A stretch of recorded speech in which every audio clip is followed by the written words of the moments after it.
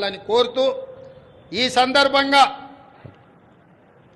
ఈ వేదిక మీద నుంచి అధికారిక చరిత్ర పుటలలో ఒక గొప్ప సన్నివేశాన్ని ఒక గొప్ప నిర్ణయాన్ని ఆనాడు లోక్సభలో ఆమోదింపజేసుకొని ఈనాడు తెలంగాణ రాష్ట్రం ఏర్పడ్డది అనంటే అందులో మొట్టమొదటి త్యాగం సాహసం శ్రీమతి సోనియా గాంధీ గారు యూపీఏ చైర్పర్సన్గా ఉక్కు సంకల్పంతో ఈ తెలంగాణ రాష్ట్ర ప్రక్రియను వారు ముందుకు తీసుకెళ్లారు.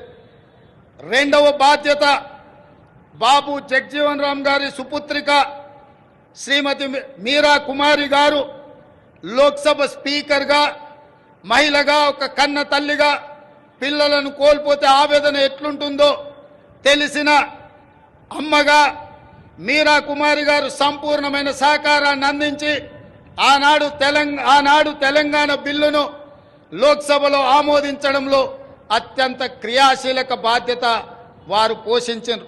వీరే కాదు, ఆనాటి భారతీయ జనతా పార్టీ నాయకురాలు ప్రతిపక్ష నాయకురాలుగా శ్రీమతి సుష్మా స్వరాజ్ గారు ఆనాడు లోక్సభలో ప్రతిపక్ష నాయకురాలుగా సంపూర్ణంగా సహకరించి తెలంగాణ బిల్లును ఆమోదింపజేసుకొని రాష్ట్ర ఏర్పాటు ప్రక్రియలో వారు కూడా సంపూర్ణమైన సహకారాన్ని అందించారు.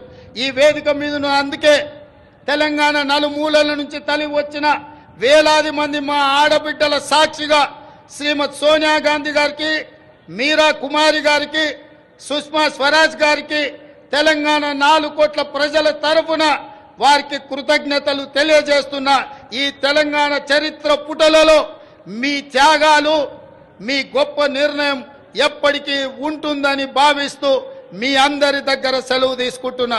జై తెలంగాణ, జై జై తెలంగాణ. ధన్యవాదాలు మిత్రులారా. Thank you so much.